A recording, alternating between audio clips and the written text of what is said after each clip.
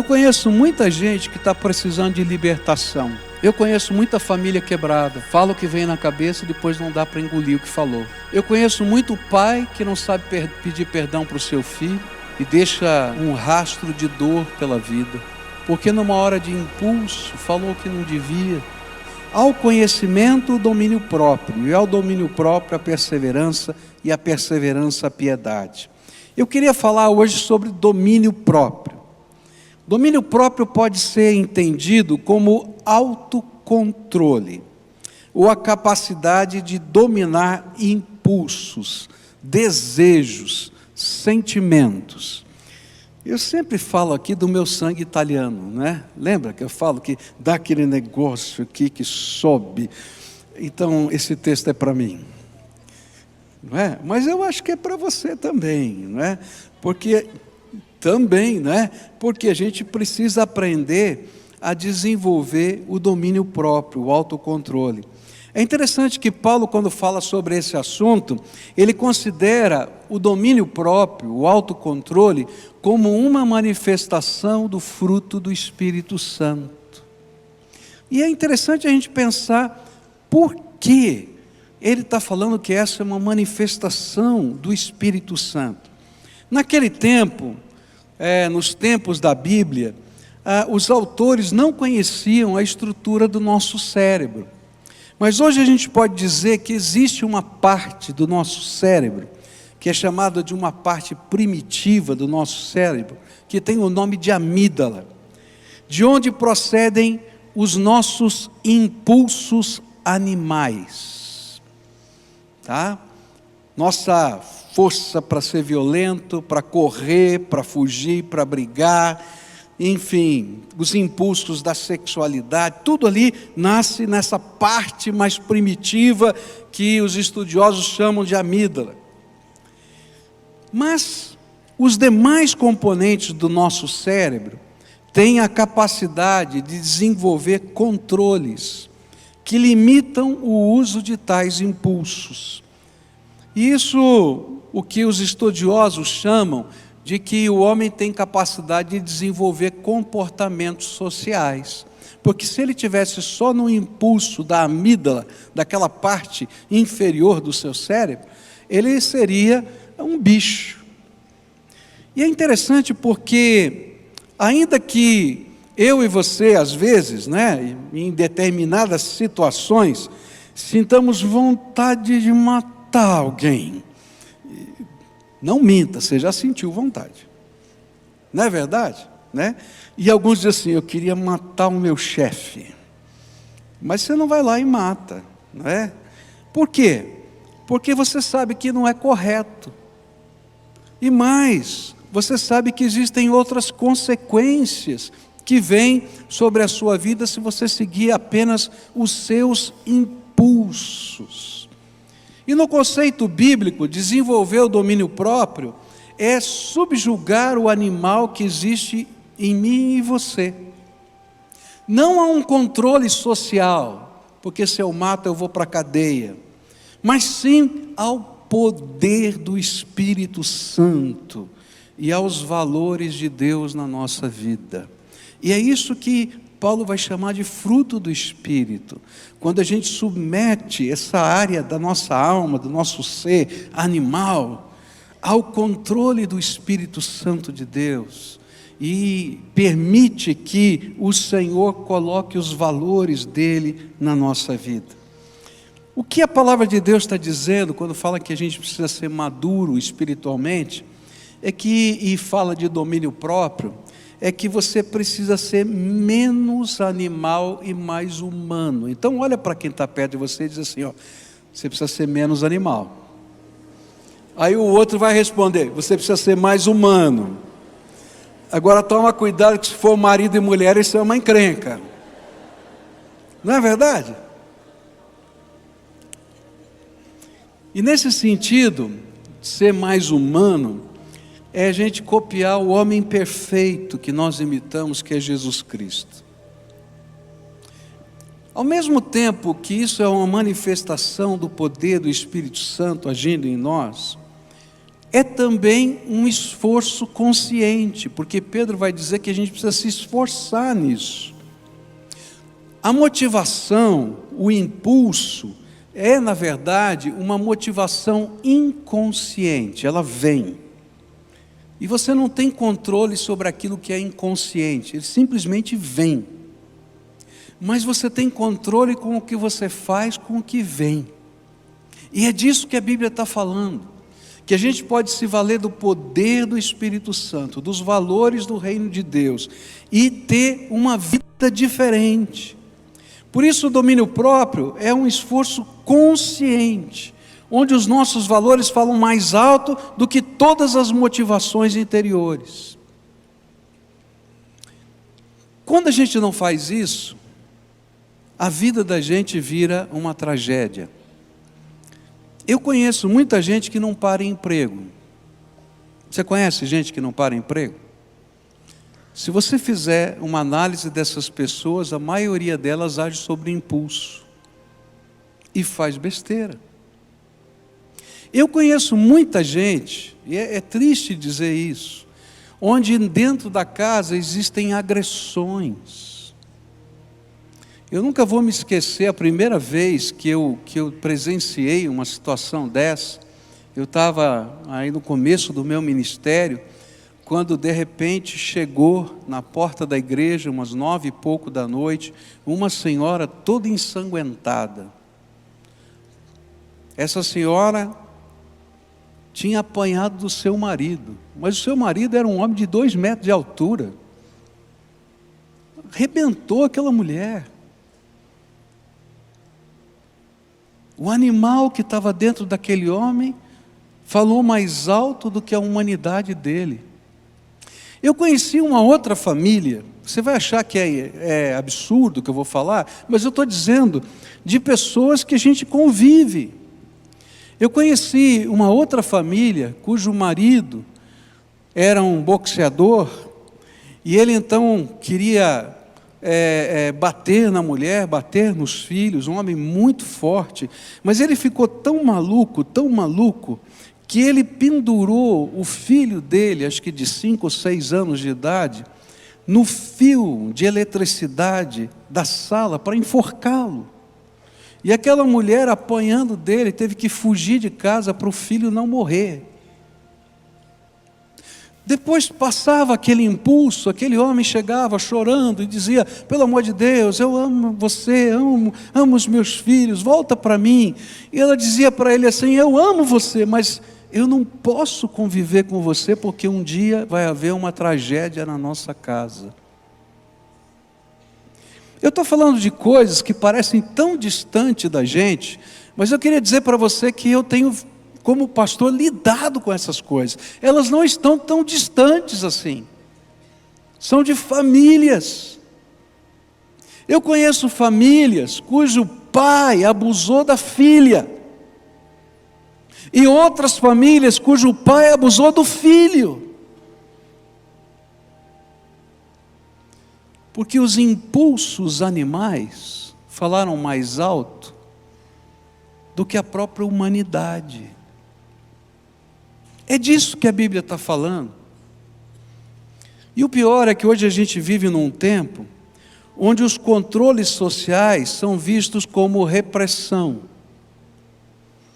Nós estávamos participando de um estudo há uns anos atrás, onde lemos algumas pesquisas de pesquisadores, de cientistas, de grandes universidades do mundo defendendo a pedofilia como expressão natural dos impulsos. E a gente olha para isso e diz assim: que tipo de humanidade é essa? É a humanidade que a gente vive hoje. Por isso, o Senhor nos convoca a, pelo poder do Espírito Santo e pelo compromisso com o Senhor Jesus, dos valores que Ele tem para a nossa vida, a gente se tornar uma contracultura nesse mundo. e dizer para esse mundo qual é o verdadeiro significado de ser humano. Mas não um humano desse jeito, mas um humano à semelhança de Jesus, o Deus que se fez homem e que veio para transformar e salvar a cada um de nós. Por isso nós vamos dizer não ao ódio de qualquer espécie. E se você alimentar ódio, amargura na tua vida, o Senhor vai dizer, está na hora de exercer o domínio próprio, porque isso é um animal que está dentro de você. Nós vamos dizer não à violência, porque a violência faz parte desse nosso ser animal. Mas a gente pode transformar o mundo com o amor do Senhor Jesus. E quando alguém pode dizer para a gente, olha, eu acho que não funciona muito bem assim, a gente tem 2 grandes exemplos da história, onde grandes ativistas ganharam as suas batalhas, decidindo não serem violentos. O primeiro deles foi na Índia, em Gandhi, quando disse, nós não seremos violentos, e o Império Britânico não conseguiu lutar contra a não violência, e teve que decretar a independência da Índia. E o segundo exemplo que a gente tem na história, foi do pastor Martin Luther King, que trabalhou pela não segregação dos negros nos Estados Unidos, e eles optaram pela não violência, enquanto outros grupos, como Malcolm X, queria entrar na luta armada, ele defendia a não violência, nós vamos apanhar, e apanharam na frente da televisão, para todos os Estados Unidos ver, mas depois daquele dia, os Estados Unidos mudou, porque ninguém consegue lutar contra a não violência. Quando a gente olha, por exemplo, para as revoluções sem sangue, a Revolução das Rosas, lá em Portugal, onde os ativistas davam rosas aos soldados, e esses recebiam ordem de prendê-los, mas como é que você prende alguém que está te dando rosas? Ou a revolução que aconteceu lá nos países do leste europeu, não me lembro agora qual foi, que foi bem na época do Natal, das pessoas querendo celebrar o Natal, e eles saíram com velas, e convidavam as pessoas que estavam nos tanques, a celebrarem o Natal nas igrejas trancadas. Gente que disse não para o animal que estava dentro deles, e para o animal que estava no mundo, e dizia, tem um jeito diferente de fazer as coisas. Eu quero dizer para você que tem um jeito diferente de você resolver os problemas na sua casa. Tem um jeito diferente de você resolver os problemas que existem no seio da sua família. Tem um jeito diferente de você resolver os problemas no seu emprego. Existe um jeito, o jeito de Deus. E o jeito de Deus vai pedir que você seja instrumento da graça. Mas a gente vai fazer isso no poder do Espírito. Mas o poder do Espírito, ele vem sobre a nossa vida quando a gente se determina e diz, eu vou fazer do jeito de Deus na minha vida. E aí as coisas do Senhor começam a acontecer na nossa vida. Nós vamos dizer para esse mundo que diz que a gente está defendendo tantas outras coisas que não são verdade, que nós vamos dizer não aos desejos que nos levam a ser inconsequentes. Nós vamos dizer que priorizamos o casamento e o sexo no casamento, que nós repudiamos qualquer tipo de vício que nos faça perder o controle sobre o animal que há em nós. Queridos, muito do problema das drogas é que elas fazem com que o animal que está em nós fique solto. Hoje existe uma grande campanha a favor da maconha, mas um dos efeitos da substância THC que está dentro da maconha é tirar as inibições, e a pessoa fica muito corajosa, então ele vai lá, fuma um baseado para roubar, ele fuma um baseado para matar, ele fuma um baseado para ter coragem, porque o animal que está dentro da gente aparece. Esse é o mundo que você quer viver? Essa é a família que você quer ter?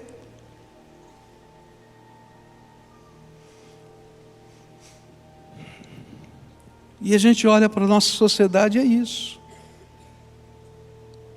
Ainda que essa palavra de Deus e esse recurso que vem do Senhor seja uma ajuda tremendamente positiva à vida humana, ainda assim, os pregadores do Evangelho são vistos como opressores, porque não deixam os impulsos aparecerem. Querido, todo mundo que vive só no seu impulso vai fazer bobagem. E se você já viveu na força dos seus impulsos, você já tem algumas marcas na sua vida. Eu não preciso provar isso para você. Quando a gente deixa o animal que está em nós dominar, nós levamos a desgraça para o lugar onde a gente está vivendo. Por isso Jesus nos chama para sermos aquelas pessoas que vivem na contramão da cultura, exercendo o fruto do Espírito Santo. E o fruto do Espírito Santo é domínio próprio, capacidade de autocontrole, por causa do poder do Espírito Santo e por causa da nossa determinação de viver os valores de Deus na nossa vida. Eu conheço muita gente que está precisando de libertação. Eu conheço muita família quebrada. Fala o que vem na cabeça, depois não dá para engolir o que falou. Não é verdade? Eu conheço muito pai que não sabe pedir perdão para o seu filho e deixa um rastro de dor pela vida, porque numa hora de impulso falou que não devia. E as coisas que mais machucam a gente não são aquelas que são ditas pelas pessoas que não são significativas para nós. Você está no meio do trânsito, alguém xinga a sua mãe, você não está nem aí. Não é verdade? Mas quando, por exemplo, o seu pai, a sua mãe, o seu marido, a sua esposa, fala alguma coisa que fere o seu senso de ser, aquilo dói, mas dói. E geralmente a desculpa é essa: olha, desculpa, aquilo foi no impulso. Mas aquilo às vezes abre um buraco dentro da nossa alma que dura tempo. E mesmo que a gente queira dizer, olha, tudo bem, não está bem. E o pior é que, às vezes, aquele que vai perdoar diz assim, ok, já te perdoei tantas vezes. Quando vai ser a próxima que você vai fazer a mesma coisa? Não é verdade? Eu quero dizer uma coisa para você. Tem uma solução. É quando a gente deixa Jesus começar a reconstruir a nossa vida, os nossos valores.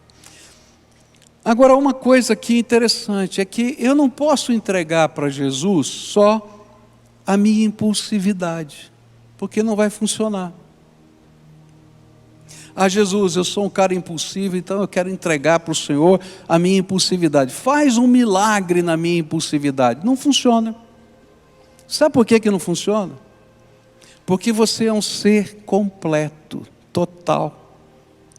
Se você não deixar Jesus ser o Senhor de toda a sua vida, em todos os aspectos da sua vida, e Ele começar a colocar os valores dele, o poder dele, a graça dele em todas as áreas da sua vida, a sua impulsividade vai ser provocada por outra coisa.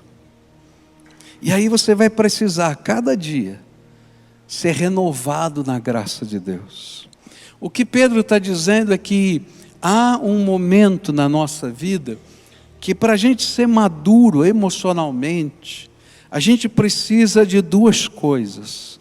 Algo que vem do céu, que é poder de Deus, que é graça, que é uma injeção do Espírito Santo de Deus na nossa alma. Jesus veio aqui a esse mundo, é isso que Pedro vai estar dizendo para a gente, para que a gente possa, através da sua graça, do conhecimento dEle, da intimidade com Ele, ser mais parecido com o ser humano divino que Ele é. Porque Ele se fez homem e habitou entre nós, para nos ensinar quem é o tipo de homem que o Senhor Deus Todo-Poderoso queria criar. E a gente vai precisar dessa infusão de graça na nossa alma, mas vai precisar de uma determinação nossa, de entrega. Uma das coisas porque a gente não quer deixar Deus tratar as coisas que precisam ser tratadas em nós, é porque não há maneiras da gente ser tratado por Deus se você não perder o controle. Pastor, você acabou de falar de autocontrole, agora vai perder o controle. Enquanto você está no controle, você é um animal. Quando Jesus está no controle, você começa a ser transformado. É assim que funciona. E se eu quero dizer, não, Senhor, o Senhor pode mexer nessa área da minha vida, naquela, mas aqui não pode. Não funciona. Ou Ele é o Senhor, ou Ele não é.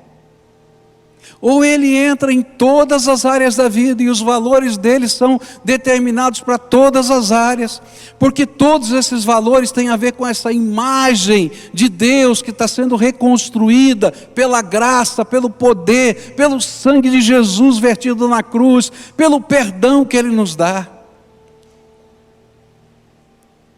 Ou então, a gente continua do jeito da gente, com alguns controles sociais. Eu acho interessante, quando a gente estuda o texto da palavra de Deus que fala do endemoniado, né, de Gadara, da cidade de Gadara. E é interessante porque assim funciona a sociedade. Quando aquela pessoa, ou qualquer pessoa, ela foge dos limites mínimos daquilo que se imagina ser coerente com um comportamento social adequado, então a sociedade que não sabe o que fazer com essa pessoa, porque ela não tem como transformar a pessoa, ela coloca em correntes. Então a gente pega essas pessoas, põe na cadeia, as cadeias estão superlotadas, a gente simplesmente tira do nosso convívio, então os divórcios aumentam, a gente simplesmente tenta achar meios de controle social para tentar resolver um problema que à luz da sociedade é insolúvel. A gente vai, por exemplo, para as cracolândias desse país, e aí vai dizer, não, vamos resolver o problema da Cracolândia. Pode ou não pode internar compulsivamente? Já começa a briga. Não, tira daqui, espalha pela cidade. Não, deixa lá no gueto. Faz o quê? Porque a sociedade não sabe o que fazer. Aí entra alguém lá e diz assim, Jesus tem solução para você. E vocês sabem disso, a gente tem ouvido tantos testemunhos aqui. Jesus entra naquela vida e o animal que está lá, sendo cada vez mais impulsionado pela droga para se manifestar, ele é recolhido pelo poder do Espírito Santo de Deus e a libertação. Domingo que vem, pela manhã, você não perca esse culto.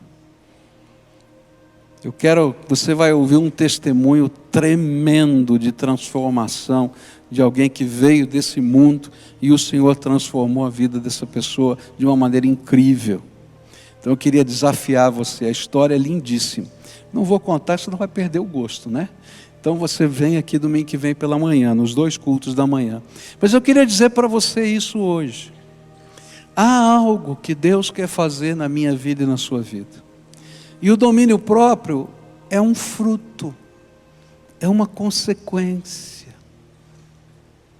que vem de uma disposição determinada, de eu colocar a minha vida na mão do Senhor e deixar que Ele seja o dono da minha vida. Uma disposição determinada de colocar os valores do reino de Deus em primeiro lugar na minha vida.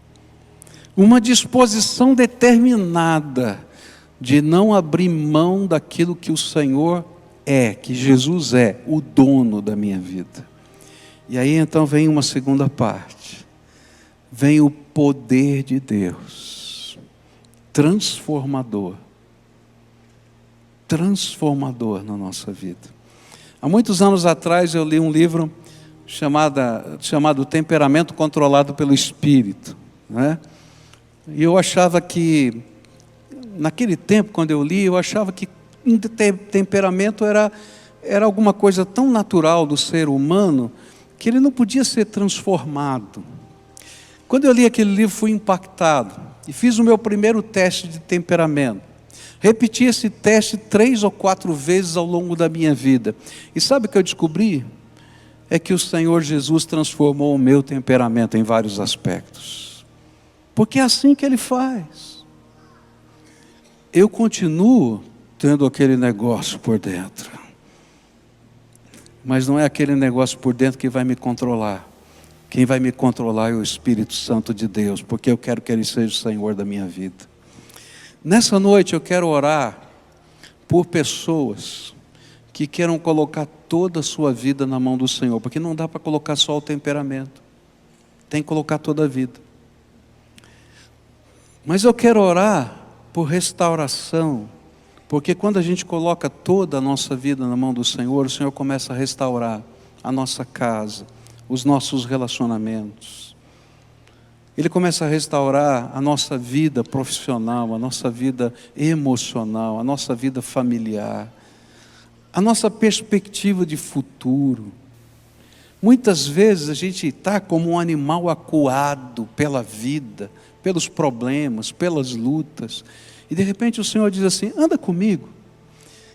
E não é que as coisas à nossa volta mudam, ainda que muitas delas venham a mudar, é porque o Senhor transforma a nossa vida, a gente começa a ver maneiras de lidar diferente com as situações da nossa vida, e Deus nos dá graça.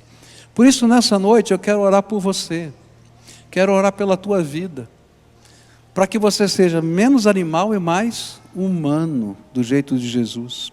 Eu quero orar pela tua casa, eu quero orar pelo relacionamento com o teu filho, com a tua filha, com o teu pai, com a tua mãe, porque Jesus tem que entrar em todas essas áreas da nossa vida. Eu quero orar pelo teu namoro, eu quero orar pela tua vida sexual, porque a gente não vive debaixo só dos impulsos, a gente vive debaixo dos valores do reino de Deus, e no poder do Espírito. Eu quero orar porque eu creio que Jesus é poderoso para começar uma obra incrível. Mas não adianta você entregar só um pedacinho, tem que entregar tudo. Se você quer entregar só um pedacinho, eu vou dizer, não vai funcionar. Mas se você entregar tudo, Ele vai trabalhar com você. E olha, nem sempre é agradável. Porque quando dá aquele negócio, Ele vai dizer, fica quieto. Senhor, tenho que ficar quieto. Fica quieto. Mas a gente ouve a voz do Espírito. E a gente fica quieto. E quando passa o tempo, a gente vê a graça de Deus. Há alguns anos atrás eu estava vivendo uma luta muito grande. Uma situação difícil. Algumas calúnias até contra a minha pessoa, e eu me lembro que a minha esposa disse para mim, você tem que falar alguma coisa, e eu orei, o Senhor falou, fica quieto, e eu falei, Senhor, tenha misericórdia, vontade que dá é falar tudo. Aí eu falei, não posso.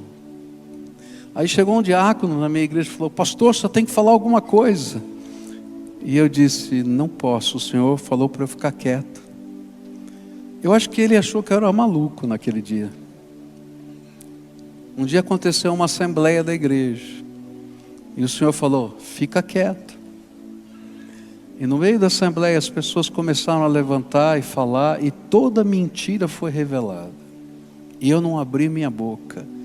E o Senhor disse para mim, valeu a pena ficar quieto? Eu estou no controle. Quando você faz do seu jeito e faz errado. Quando o Senhor faz, Ele tem meios extraordinários de mexer nas circunstâncias. Eu já vi isso tantas vezes na minha vida. Já vi vezes que eu errei. E tive que sair pedindo perdão. Porque não deixei o Senhor dominar e dirigir a minha vida. Eu quero dizer para você que a única maneira de haver uma restauração plena é a gente deixar o Senhor dominar e dirigir a nossa vida. Se você é essa pessoa aqui, o Espírito Santo está falando hoje, e você está dizendo, olha, o Senhor falou comigo hoje, e você quer colocar tudo, do jeito de Deus, a tua casa, a tua família, teus relacionamentos, o teu emprego. Não adianta só entregar o seu temperamento. Vem para cá, eu quero orar por você. Se tiver uma família que está vivendo uma crise muito intensa de dores, vem a família toda, porque o Senhor quer fazer algo que é cura aqui hoje, que é transformação, que é poder. De um lado é manifestação do céu, de outro lado é determinação da nossa alma, quando a gente se coloca na presença do Senhor e deixa Ele fazer o que Ele precisa fazer. E a gente vai entregar, acima de tudo, o controle. Porque quando a gente está fazendo do jeito da gente, queridos, não funciona. Mas quando a gente faz do jeito de Deus, funciona.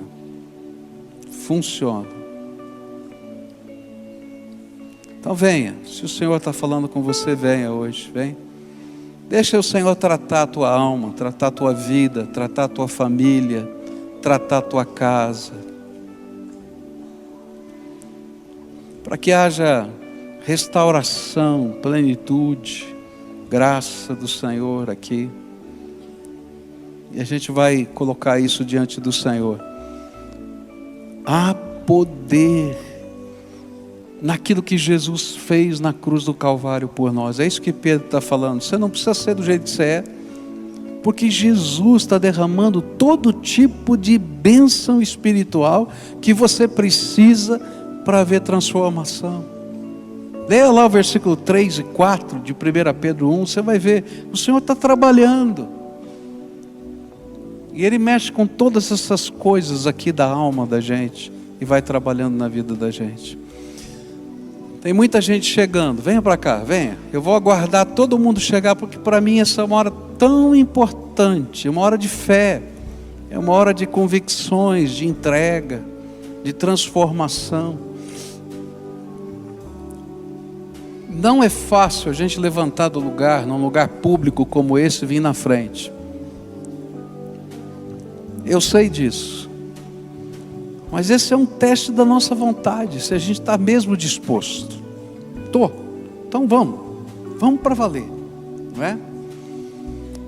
Primeira coisa que eu quero perguntar: se o Senhor está ministrando na tua vida, tem pessoas que você machucou. Se tem pessoas que você machucou, eu queria que você trouxesse na sua memória o nome dessas pessoas que você machucou. Está lá, olha, a maneira como eu agi, a maneira como eu falei, o que falei, ou o que fiz, não foi legal. E eu sei que deixou uma ferida no coração de alguém. Tem muitas famílias aqui. Gente, eu estou falando de uma coisa que acontece dentro de casa, dentro da casa da gente. Lembra disso. Então a primeira coisa que você vai pedir é: Senhor, eu quero que o Senhor me abençoe, para eu ter coragem de pedir perdão. Está entendendo? Tem gente aqui que não consegue pedir perdão. Eu conheço muita gente que nunca conseguiu pedir perdão. Mas você vai pedir: Senhor, eu quero que o Senhor me dê coragem para pedir perdão. Tá? E vou dizer mais: hoje, arruma um jeito, nem que seja por telefone, hoje, senão você vai ser engolido por Satanás, que não quer que você dê os passos de fé. Mas assim, hoje, Deus tocou muito forte no meu coração, e eu estou só te ligando para dizer que eu falhei, que eu pequei, e eu quero te pedir perdão. Não espere aplausos, porque a outra pessoa está magoada. Se a outra pessoa pudesse, dava umas marteladas na sua cabeça. Não é verdade? O que Deus vai ter que fazer lá do outro lado é problema de Deus. Você tem que dar os seus passos de fé. Tá bom? Então pensa nisso com carinho, tá? Segunda coisa, coloca diante de Deus isso agora, tá? A primeira coisa que a pessoa vai pensar, ok, te perdoo. E quando você vai repetir tudo isso de novo? Você já fez isso tantas vezes? E você não tem como argumentar a respeito disso. Eu me lembro de uma vez que eu chamei uma pessoa para ser batizada. Essa pessoa foi um bêbado a vida inteira, perdeu tudo. E aí ele disse: pastor, eu só posso me batizar quando a minha família acreditar que Jesus me transformou. E eu nunca vou me esquecer do dia em que a sua esposa e o seu filho estavam comigo no púlpito, e aquele irmão lá no fundo, lá na galeria, disse: olha, meu marido, você pode se batizar, porque nós cremos que Jesus transformou a tua vida. Talvez eles não acreditem no seu telefonema, mas você vai fazer um voto com Deus, vai dizer: Senhor, eu vou deixar o Senhor me transformar.